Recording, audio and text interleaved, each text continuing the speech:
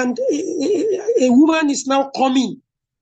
After 20, 30 years of endurance, the woman will spark. And we're going to look at this in the life of our mother, Sarah, the wife of our father, Ibrahim, alayhi salatu wassalam. So we're going to look at this as an example. Every woman is special to her husband. Every husband is special to his wife. So that's the first one. So within this average, these natural special people, we now have emotional distinction. Your significant other that suffers some of the following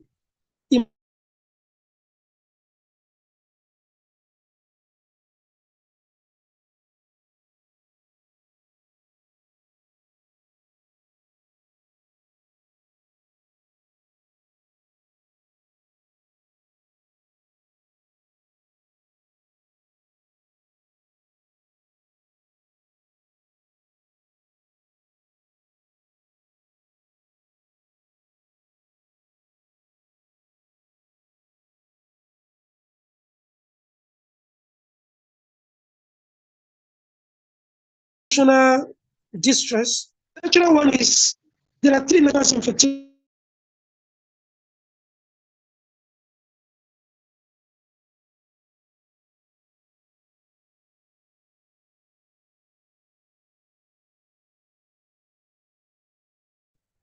Sorry, I just got thrown out. I was saying that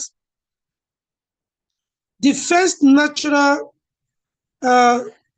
distinction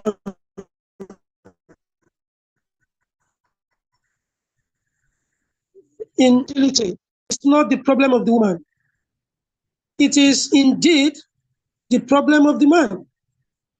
And it is the man that must manage infertility.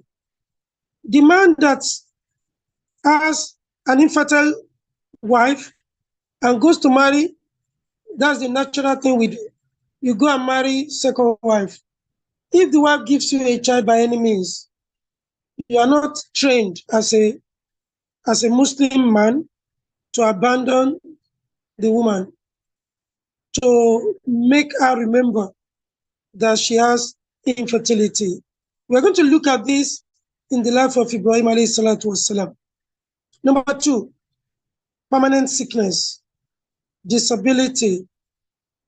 She's crippled, she's blind, she's leprous. Whatever make you marry a man or a woman with disability, you must honor him or her. You must not remind him or her. If you're going to marry as a man, you're going to marry another wife.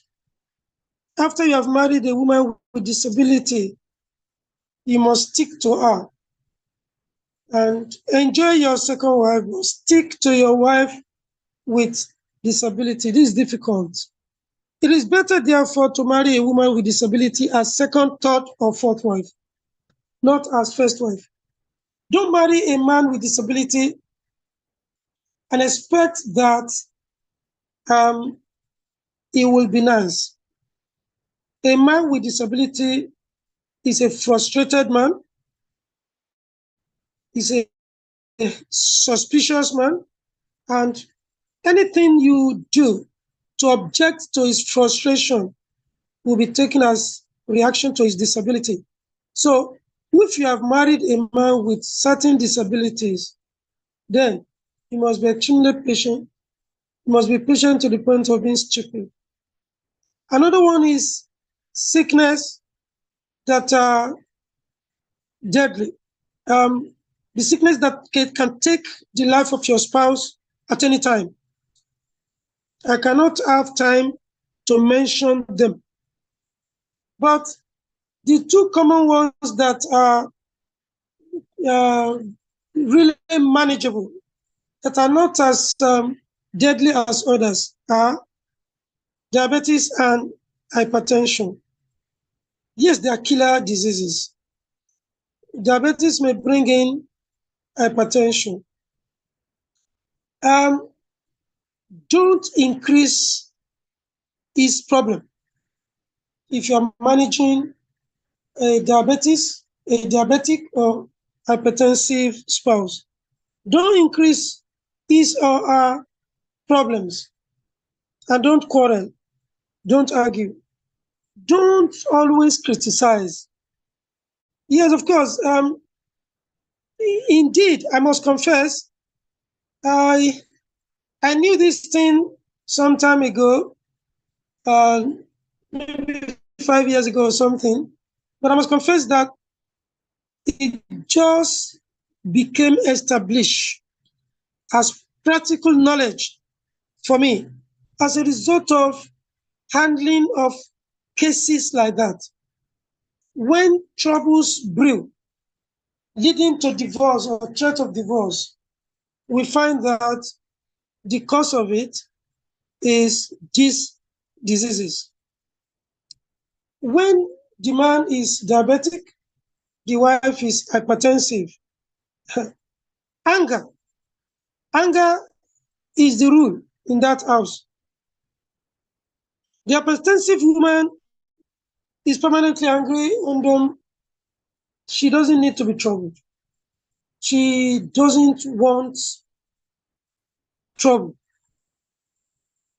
But the diabetes, he may want intimacy in order to test the effect of his diabetics on his sexual life. Any small rejection is a problem. So when the diabetic husband is denied intimacy by a hypertensive wife, the trouble will not end. It will not end. Because most diabetics lose their erection, they have erectile dysfunction, and so on. And hypertensive does not make the hypertensive person, hypertension does not make the hypertensive woman want it all the time. She has to be happy. And then the diabetic is impatient naturally, and it's also aggressive. It's because of the spike in his sugar level. So they are both aggressive. They are temperamental. So this has to be managed. Afisuru, when you are managing a especially sick spouse. And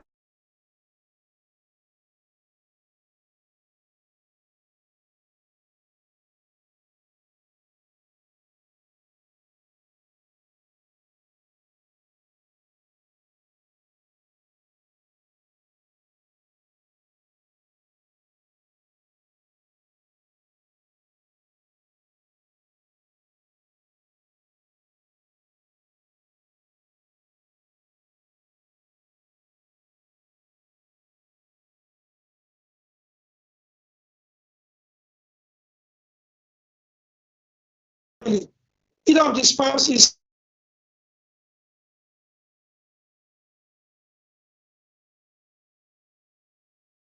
on the mother, because the mother is thinking ahead. A 20-year-old girl that is supposed to be preparing for Nikah, that is suffering from, bedwetting, is a serious burden, serious psychological and emotional trauma for the mother. The usual thing is for the father to care less and to blame the mother for everything. When you blame our mother, you are increasing her trauma. She's already a damaged woman. So you must take problems of children as collective problem. Most men prefer to blame their wives for the children's problem. Another one is for the boy that steals. As for the boy that urinates, he can manage it. Before 20, it will be over. But when a boy starts stealing from age 2, is probably going to steal throughout his life. When this emotional trauma weighs down the mother, the father should not blame the mother. The father should not even talk about it. When you discover these two, you seek solution. There are medical, paramedical, traditional solution to bedwetting. But every emotional and spiritual problem takes time and requires patience. So seek solution and don't abandon the mother. Oh, thank you, Prof. Yeah, I'm just saying it. I'm also just saying your notes. Thank you very much. It has solution. So a child stealing could be a spiritual problem. It could be a social problem. It also has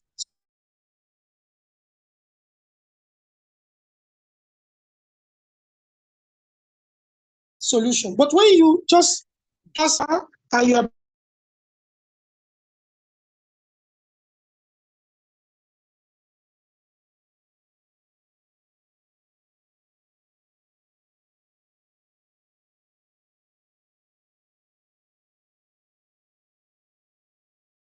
abusing her, you're not solving the problem because so these are special spouses.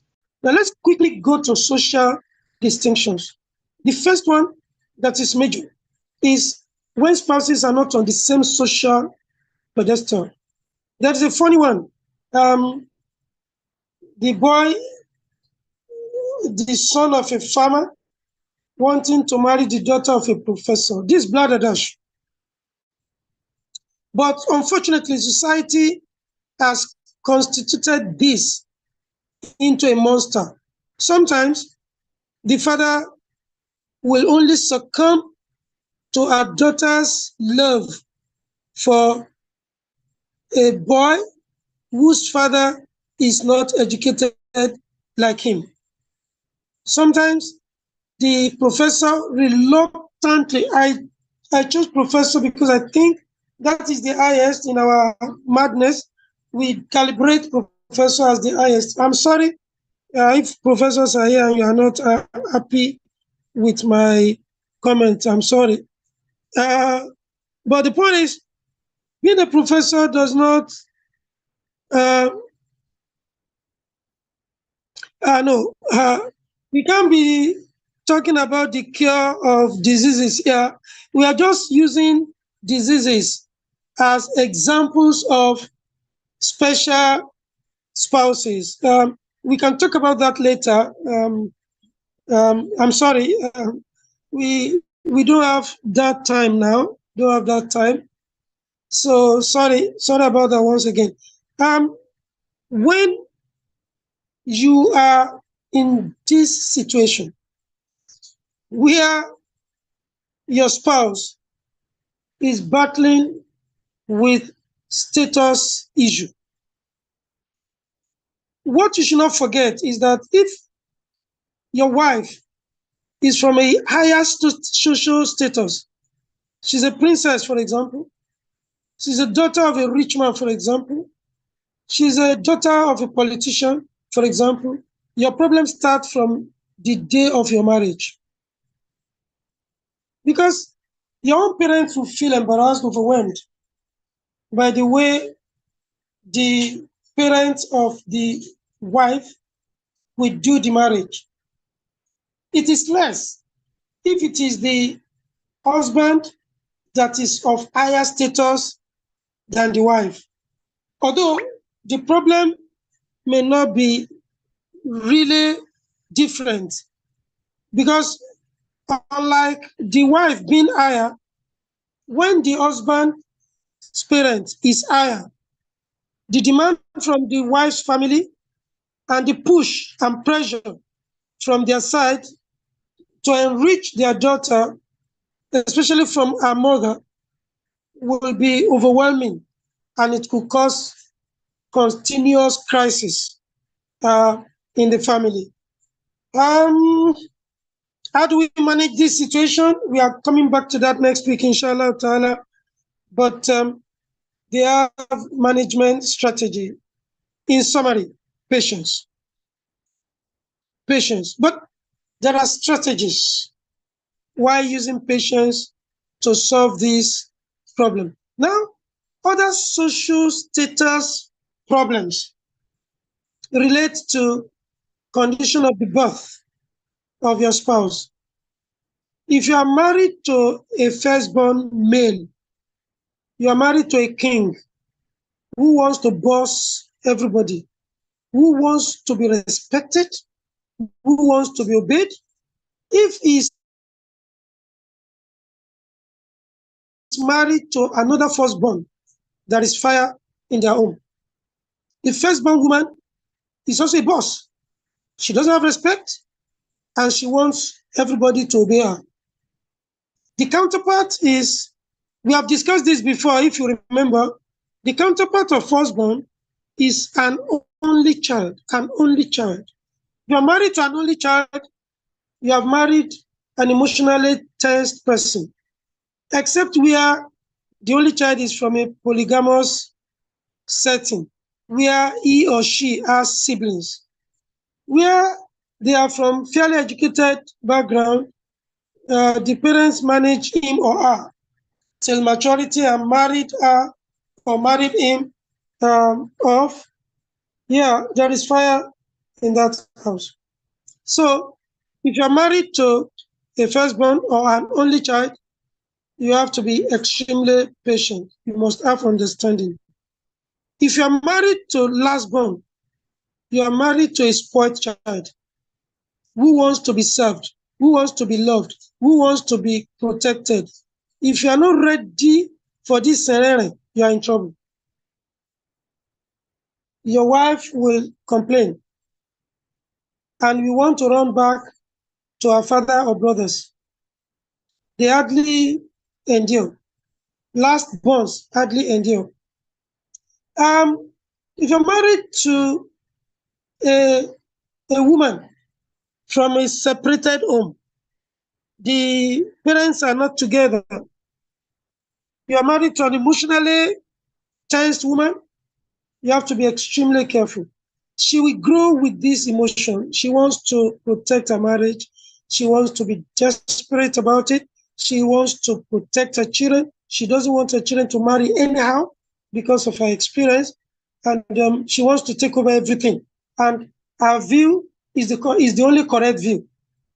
As for the man, it's extremely dangerous. When a man is from a divorced home, or his mother is a divorcee that married his father, that kind of a man is wicked. He doesn't care. He does not care. He can divorce. He can misbehave because he has seen it. He has seen the crisis. Most men don't learn. It is the woman that will emotionally be careful, and she can overdo it. And if the two of them are from broken homes, then we have a very delicate situation. A very delicate situation because they will trade blames. They will not agree. None of them will be wrong. Each of them will always be right. And there will be crisis in that family unless one agrees to be extremely patient. And the patience I'm talking about is patience like an idiot, patience like a stupid person. If you are in this situation and you still want to be wise, you want to prove that you have brain, you are playing with fire. Now let's go to your spouse being special in terms of being richer. In this case, the woman is rich, the man is poor. No matter what the woman does, the man is suspicious, the man is destabilized emotionally. The man is wounded. He's carrying about wounded pride, and is not likely to appreciate whatever the woman does. He's likely to misinterpret everything the woman does. If you are a woman of means and your husband is poor, in the first place, it could be the decree of Allah, not a mistake, for a woman to have married a poor man. Anyway, I don't call it mistake. I call it qadar. If your qadar is such that you are the husband and your husband is the wife, take it as your qadar, worship Allah through him, and be extremely patient. What kills the man's pride is apology. Even where you are not wrong, the man becomes extremely fearful. Because sometimes when we do what we do, I'm talking as a man now, and I dare to be challenged. Sometimes we men, we deliberately misbehave just to show power, to harass our spouses, to just show that we have other side, so that the wife will not take us for granted. We don't want to be taken for granted. So when we misbehave, we expect to discuss. We expect that the discussion will lead to apology. We rehearse how to state our case in such a way that every man that misbehaves becomes a lawyer before night. And if the case is not brought up that night, he continues to browse on how to win the case the following day, third day. If the woman is smart, she closes the case. When a woman closes your case, you are in trouble. You are in big trouble because you're going to pay double for your misbehavior. There is no woman that is stupid. There is no stupid woman. The woman that acts stupid is wicked. It is the woman that talks that is better. But the woman that says, okay, it's okay, it's okay. Then the most dangerous of women is the one that says sorry all the time. Any small thing, sorry, maybe no. And you take the sorry for granted. Yeah, men, don't take their sorry for granted. Work it out. Work it out. Accept it as natural human woman tendency not to always be quick to say sorry. But when a woman is quick to say sorry, there's a problem. She's bottling up anger. She doesn't want to talk at that time. She wants to avoid trouble. So don't expect absolute peace where the woman is richer or is rich and the man is poor. I've said two things here. I'm not saying where the woman is richer than the man. I'm saying both. Where the woman is rich, the husband is poor, or they are both rich, but the woman is richer than the man. A man is jealous, a man is rigidly heady and cocky, and our pride will not allow us to interpret little resistance from a woman as resistance. We take it as rebellion. We want to think that it is not your fault, it's because I don't have money. That is why you are maltreating me. So we need to go further to quickly look at cases that we are going to discuss in details from next week, inshallah. How do we manage all this? Summary, patience, understanding. What are the strategies? We may start from those strategies next week. But let's go to Ibrahim, alayhi salatu wasalam. I will tell you the story that you know. Then you tell me the category of the woman and the strategy Ibrahim used to manage her. Ibrahim was married to Sarah for decades and they had no child. It was said that Sarah contrived to make Ibrahim marry Hajara. Hajara got pregnant. Trouble started. But Ibrahim never complained about Sarah. He never scolded her, never did anything against her. He was always giving Hajara patience. Then eventually Hajara gave birth and Ibrahim ejected Hajara and Ismail the child. He took them to Mecca. We know the rest of the story. He virtually abandoned them and handed them over to Allah in Allah's own house. Lessons to learn here is about strategy. Apparently, Sarah had endured. Now, there is this point we call value added. Value added. What value did Hajara add to the life of Ibrahim? Apparently, you would think, yes, she had a child for him. But is that child equal to the value added to the life of Ibrahim by Sarah? A woman that has endured pains, persecution, threat to life, ejection, rejection for decades. This woman has suffered. All the values in life have been shared and added to the life of Ibrahim. And the promised child is for the woman, not for Hajara. Hajara came later in life to share value. It was Sarah that made Ibrahim marriageable to Hajara,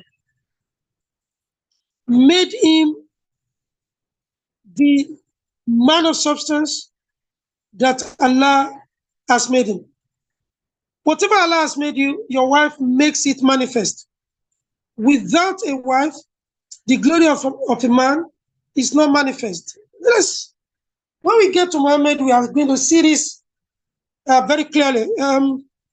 The woman is given extrasensory perception, ESP. And she didn't leave. And she eventually didn't want to share her husband because she feared that her husband would think that the child is a greater value because they both wanted a child and they both never had one up to that moment. But Ibrahim is teaching us that that is not the value. The value is the companionship. The value is the endurance, the suffering they have gone through together.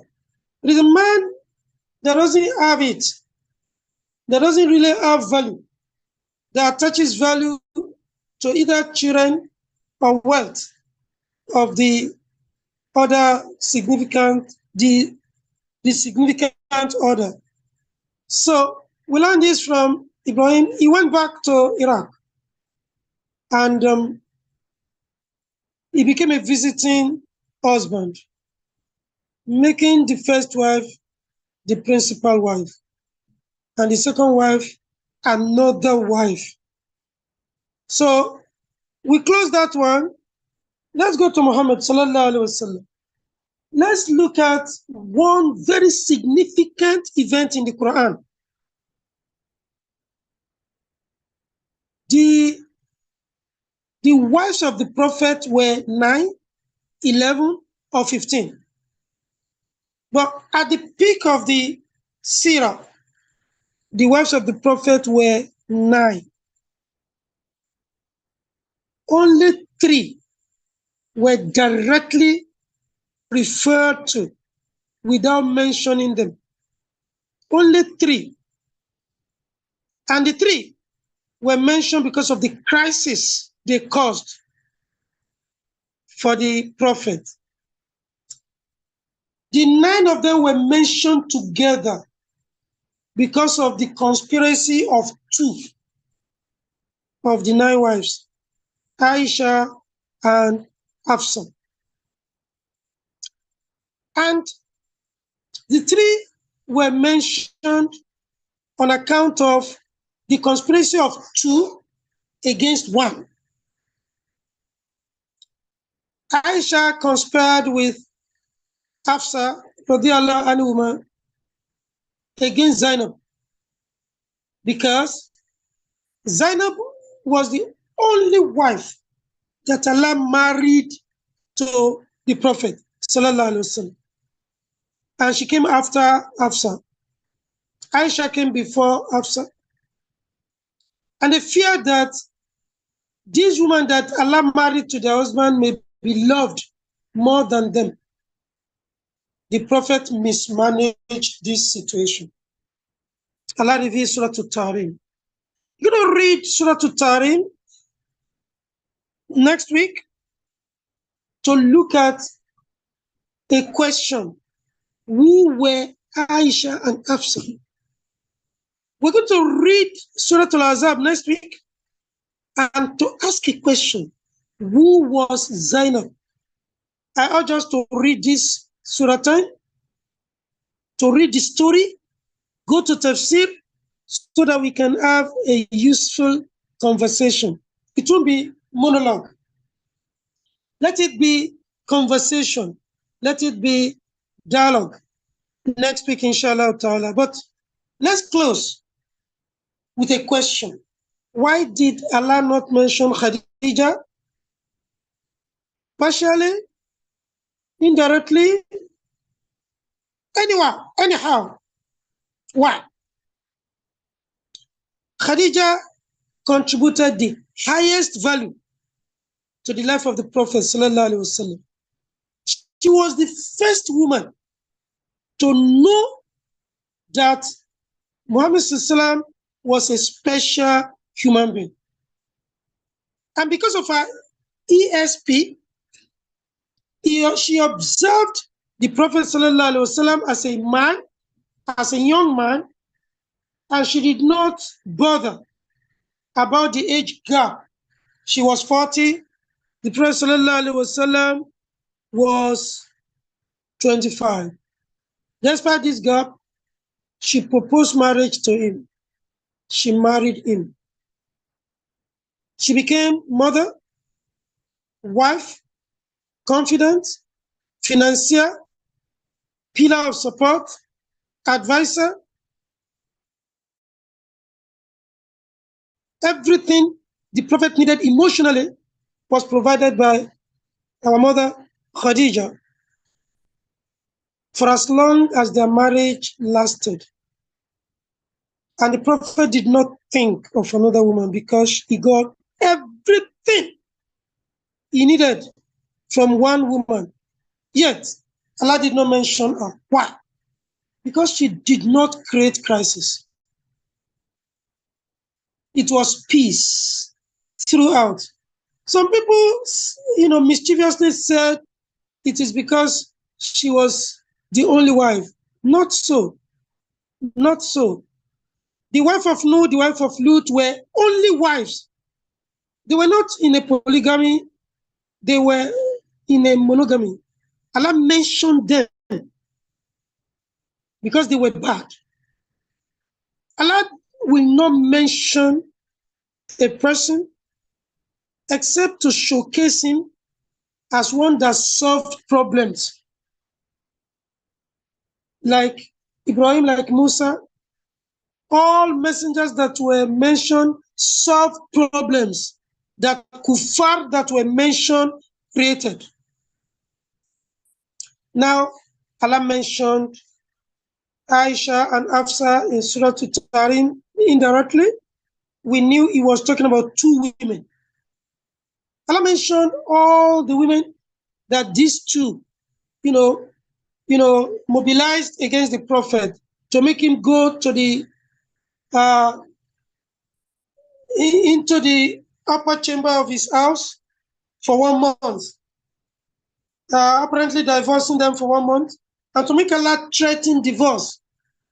Allah threatened divorce for the 2 in Surah Al-Tahrim, for the 9 in Surah Al-Azam, because of crisis.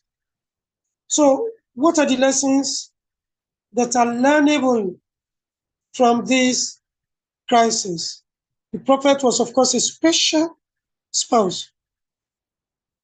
Zainab was a special spouse. Aisha was a special spouse. Hafsa was a special spouse. So, Sophia was a special spouse. But Allah did not even mention Sophia, who was troubled by Aisha.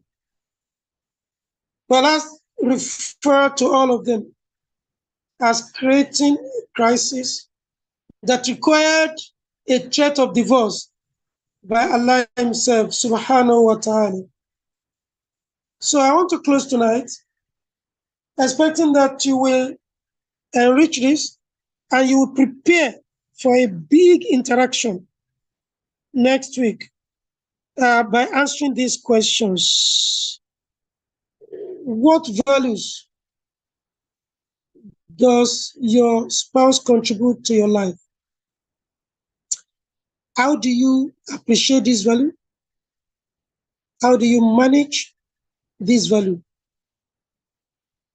أقول قولي هذا واستغفر الله لي ولكم سبحانك اللهم وبحمدك ونشهد أن لا إله إلا أنت ونستغفرك ونتوب إليك سبحان ربك رب العزة عما يصفون والسلام على المرسلين والحمد لله رب العالمين.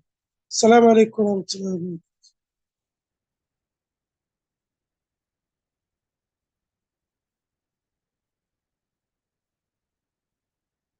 At 301, can you? Yeah, National Coordinator and the host, I'm done.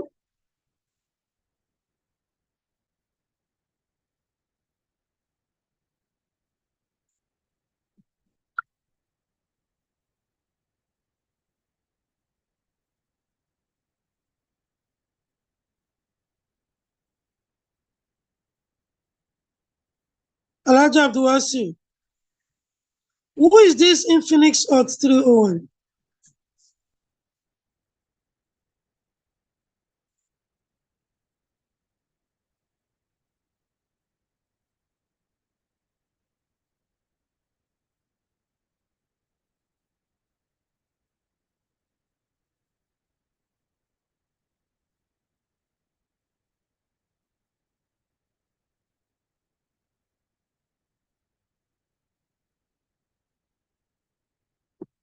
Yeah, in Phoenix 301, please write your name. Put your name, please.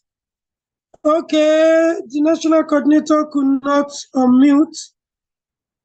We are not, where is he? Please, somebody to unmute him if you have seen him.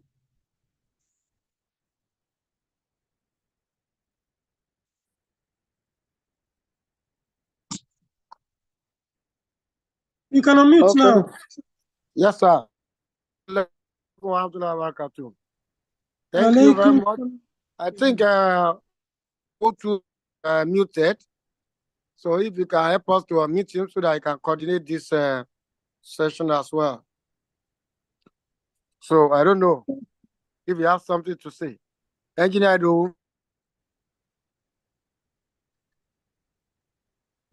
is he still there?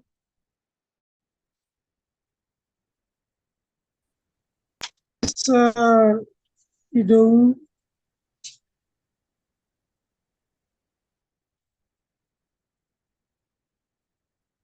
Is that you can unmute? Yeah, whoever wants to talk can.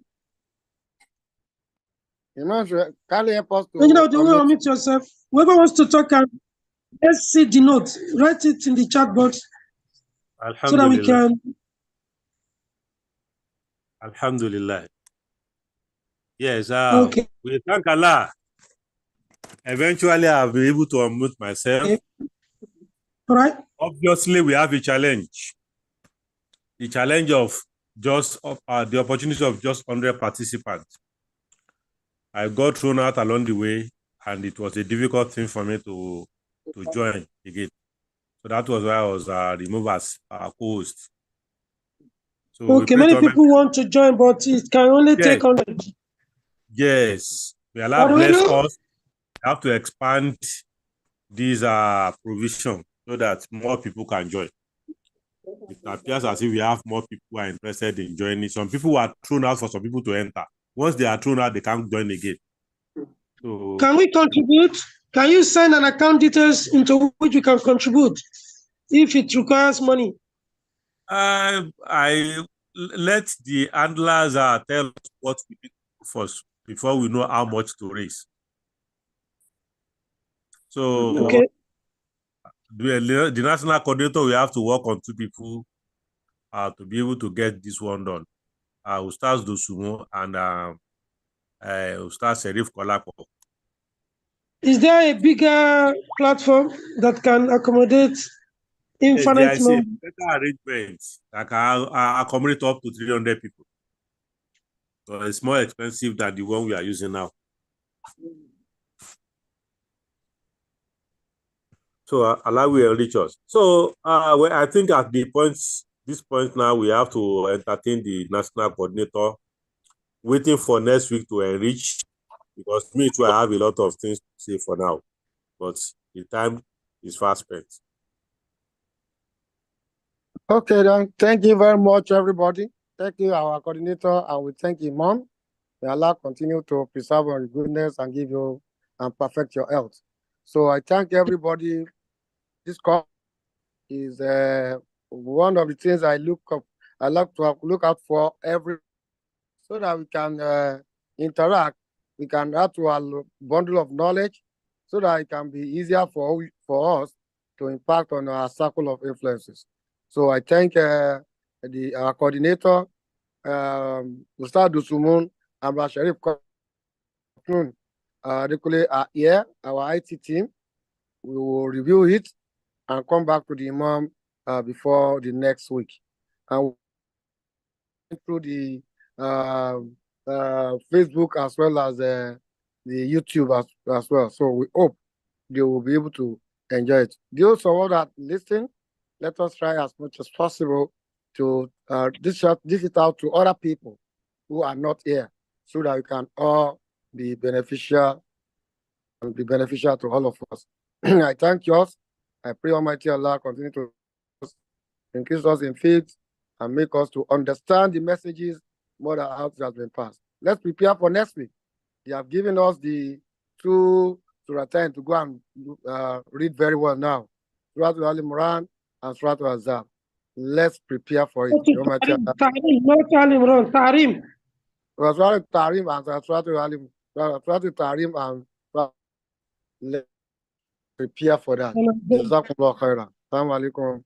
Our youth camp is coming up 23, 23rd to 25th at Oshogbo. We should encourage our children to attend. And I promise that this thing is going to be a life-changing for all our youth. Let us encourage our children to attend it wherever they are. May Allah is our prayer. Assalamu alaikum wa rahmatullahi wa barakatuh. عليكم السلام ورحمة الله وبركاته. ربنا تقبل منا إنك أنت السميع العليم وتب علينا إنك أنت التواب الرحيم. ربنا ظلمنا أنفسنا وإن لم تغفر وترحمنا لنكونن من الخاسرين. ونغفر لنا ذنوبنا وإسرافنا في أمرنا ثبت أقدامنا وانصرنا على القوم الكافرين. سبحانك اللهم وبحمدك نشهد أن لا إله إلا أنت نستغفرك ونتوب إليك. سبحان ربك رب العزة عما يصفون والسلام على المرسلين والحمد لله رب العالمين. عليكم السلام. Namesake. Morning, sir.